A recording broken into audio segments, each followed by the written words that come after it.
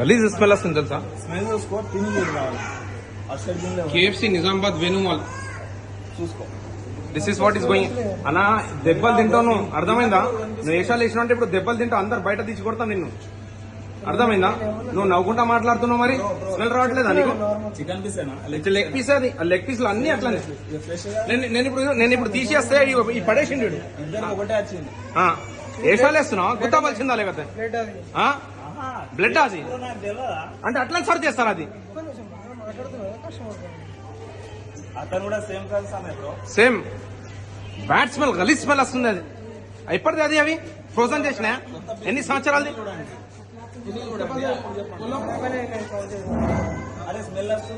మీ manager పిలువు భాయ్, మీ manager పిలువు. నాటకాలు వేస్తున్నావా?